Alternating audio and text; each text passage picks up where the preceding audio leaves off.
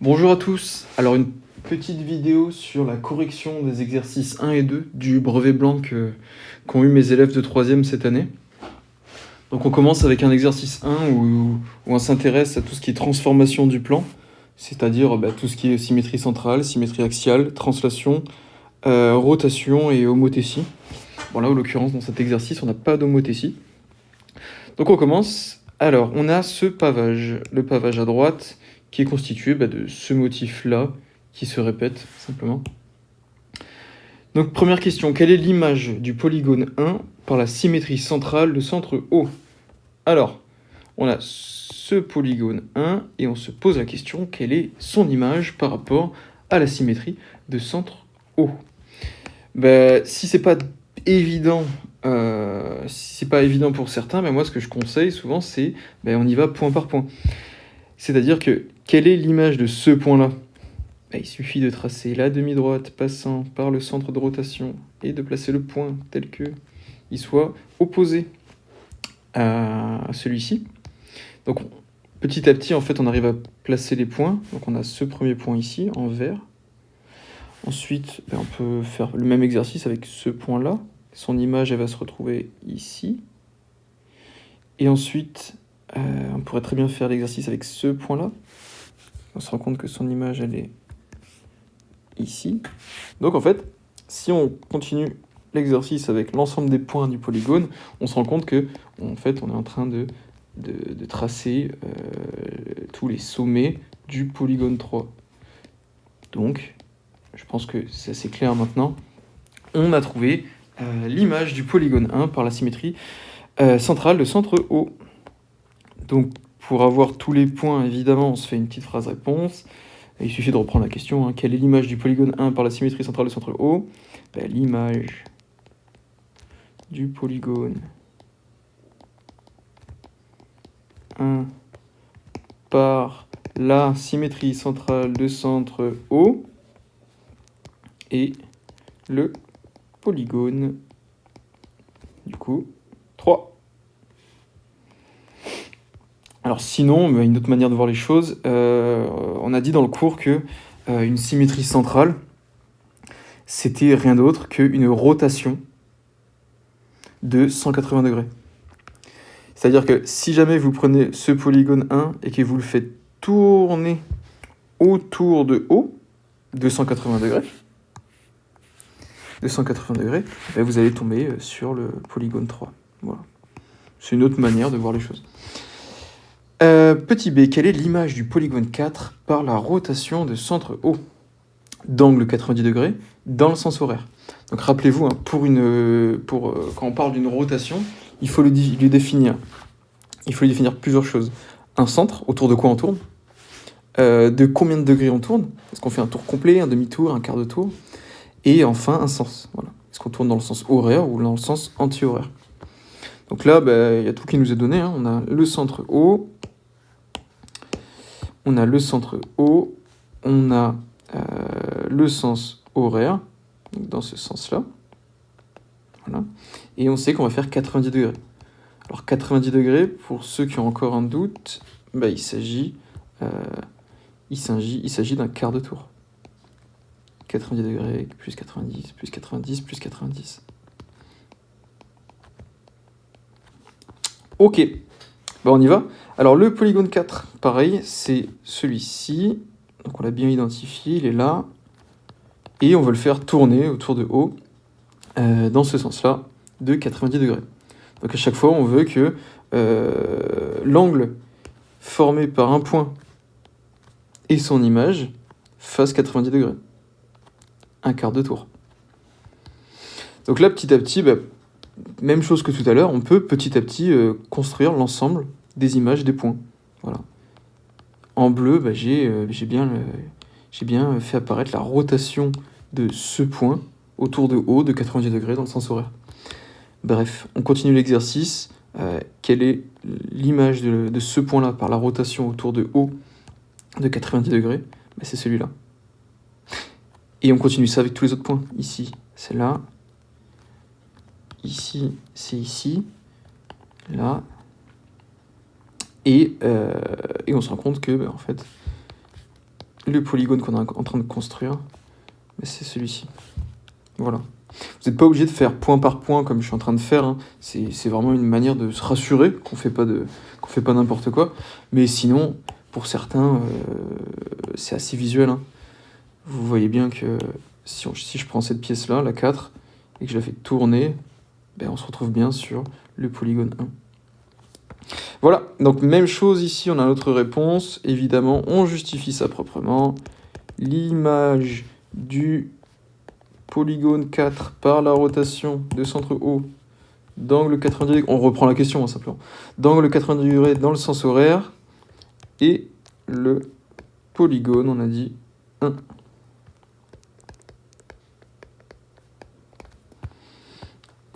Ok, alors deuxième partie de l'exercice. Cette fois, il fallait identifier le nom d'une transformation. Voilà, quelle transformation transforme 1 en 5. Ensuite, il fallait trouver où se situait le résultat, donc l'image du polygone 5 par une translation, puis par une symétrie. Donc on démarre. Alors, quelle transformation transforme le polygone 1 en polygone 5?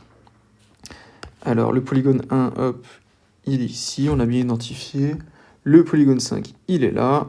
Et on se pose la question, comment est-ce qu'on peut passer de 1 à 5 ? On peut le faire dans l'ordre. Est-ce que c'est une symétrie ? Ça y ressemble, parce qu'on a bien la pointe vers le bas, ici la pointe vers le bas. Mais il y a un gros problème, c'est que si on imagine plier notre feuille le long de cet axe en pointillé, on voit bien que ça ne va pas se superposer. Ici, ça pose un vrai problème. Donc non, c'est pas du tout une symétrie axiale. Est-ce que c'est une symétrie centrale ? Même chose, non, c'en est pas une. On n'a pas une rotation de 180 degrés autour d'un point. Bon, c'est assez évident là. On voit bien que, en fait, si je prends le polygone 1, il suffit de le faire glisser pour que ça arrive au polygone 5. Donc ça, il y a un nom pour ça s'appelle une translation. Un glissement, si vous voulez. Donc, on a le nom de la transformation de 1 à 5. Il s'agit d'une translation. Par contre, une translation, ça va pas suffire. Parce qu'une translation, ça c'est une translation, ça c'est une translation, ça aussi. Là, il va falloir bien être précis. C'est quoi le nom de la translation qui fait exactement ça ? En fait, c'est la translation qui part de A, regardez en jaune. C'est la translation qui part de A et qui fait venir A en B. Voilà. Donc on a tout dit en fait. Donc pour ceux qui sont intéressés, on dit que c'est une translation qui suit le vecteur AB. Voilà. Donc on a notre réponse, on va l'écrire. Quelle transformation transforme le polygone 1 en polygone 5 ? On transforme, mieux que ça, on pourrait dire l'image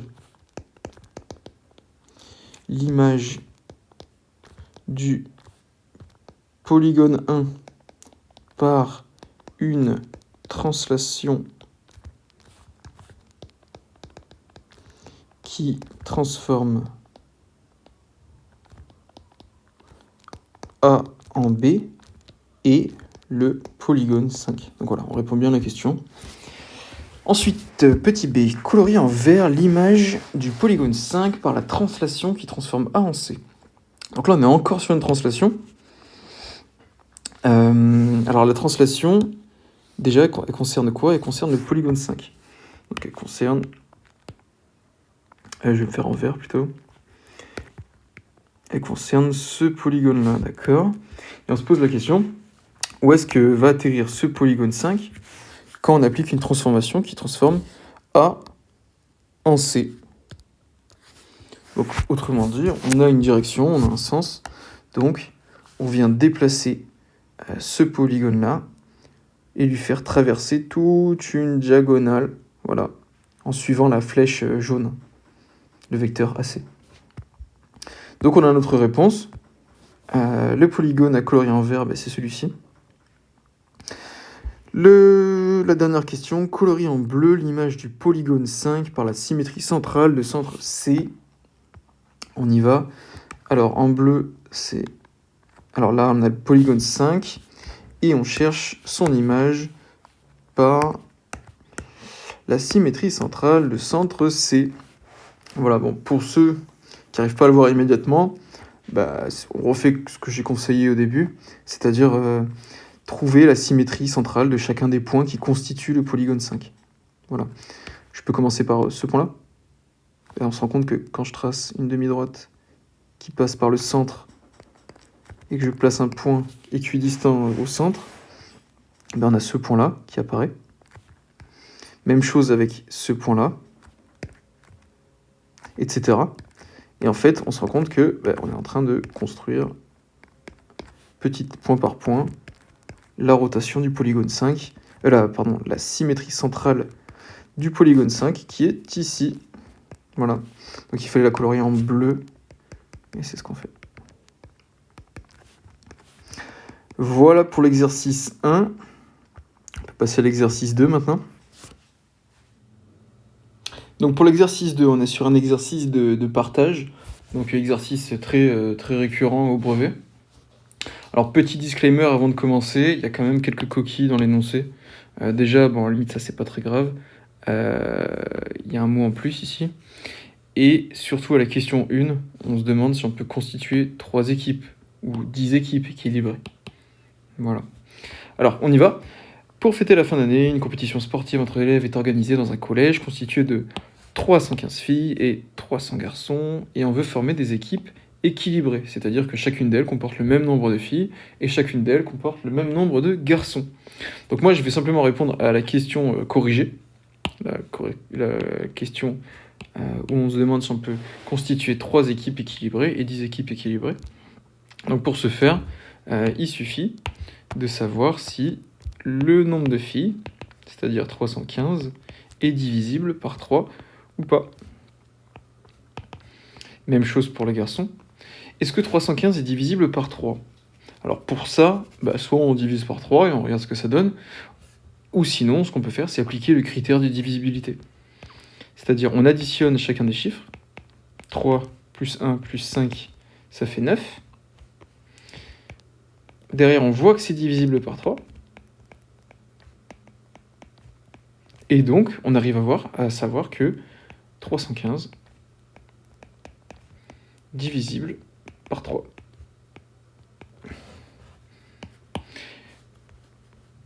Ensuite, pour les garçons, 300, oui, 300 c'est égal à 3 fois 100, donc c'est divisible par 3.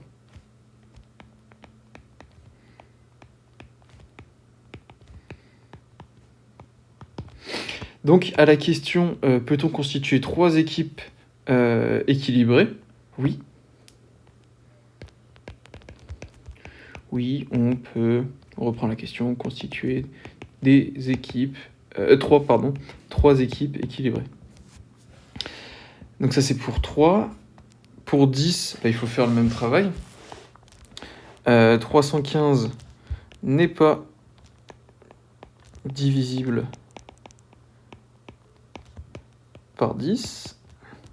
300 l'est, mais à la limite, c'est pas important.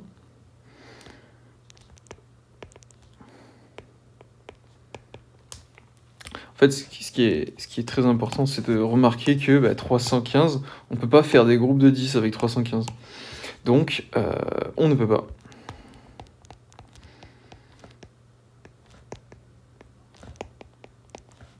On ne peut pas constituer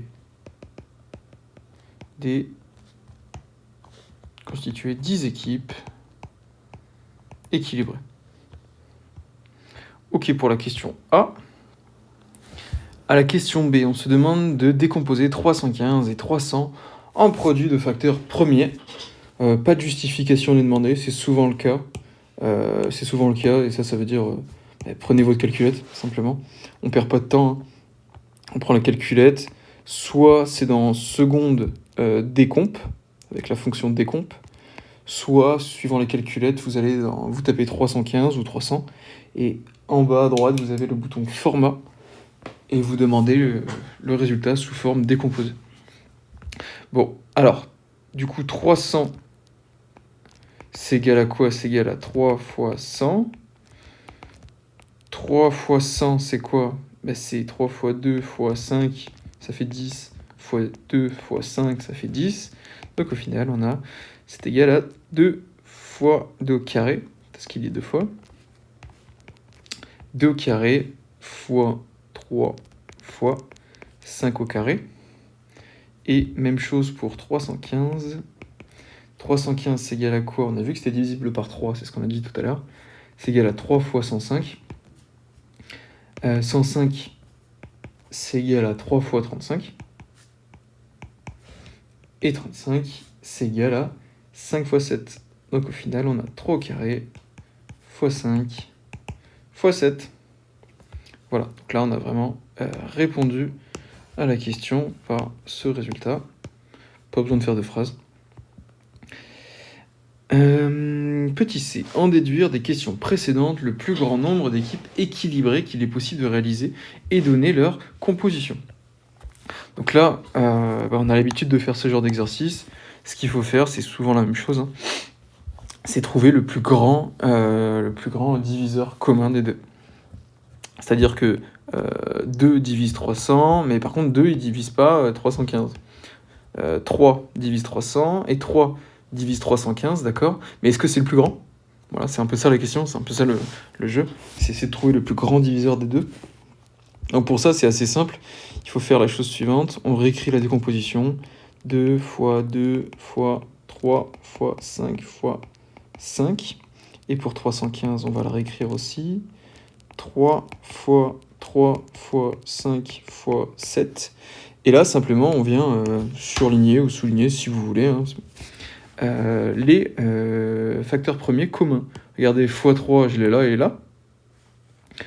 Ensuite, j'ai quoi? J'ai x5 ici, que j'ai pour 300 et 315. Et c'est tout. Autrement dit, 300, on peut l'écrire comme étant égal à 3 fois 5, 15, fois le reste, 2 fois 2 fois 5, donc 2 fois 2, 4, fois 5, 20.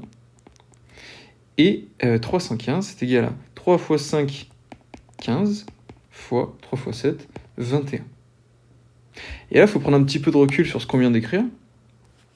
On a écrit que le nombre de garçons peut s'écrire tel que il est égal à 15 groupements de 20 garçons. Et pareil pour le nombre de filles. 315 filles, l'ensemble des filles peuvent s'écrire comme étant 15 groupements de 21 filles. Autrement dit, on vient de trouver le plus grand facteur commun de 300 et 315, et ainsi on peut conclure, en reprenant la phrase, en déduire le plus grand nombre d'équipes équilibrées. On peut réaliser au maximum 15 équipes équilibrées composées chacune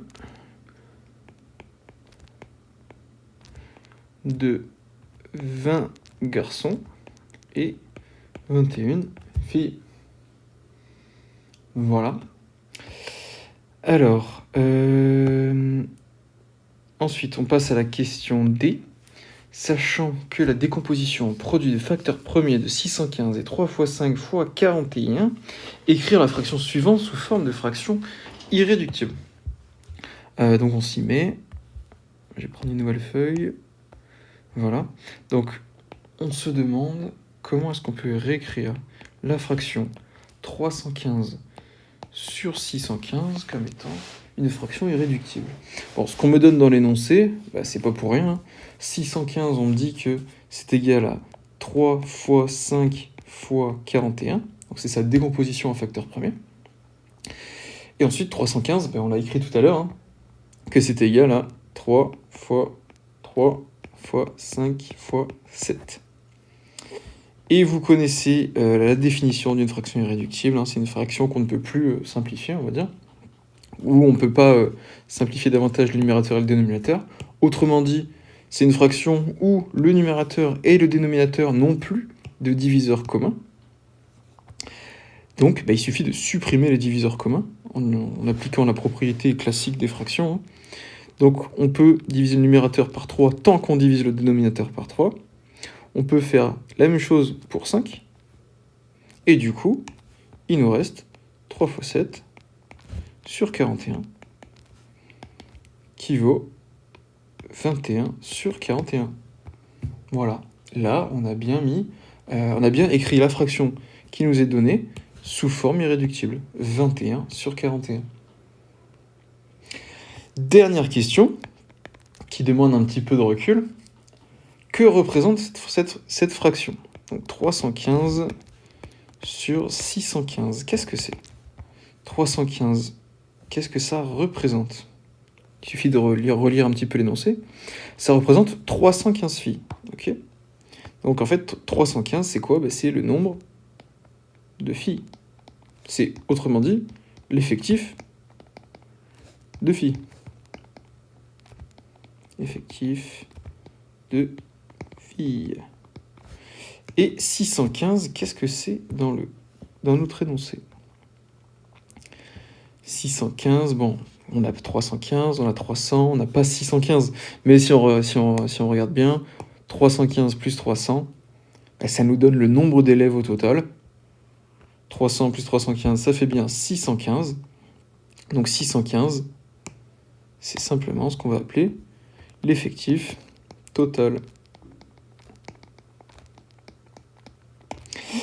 Et ça, si on se rappelle bien de ces cours de 5e, effectif sur effectif total, ça c'est la définition de la fréquence, de la proportion si on veut. Donc c'est la fréquence de filles dans l'établissement.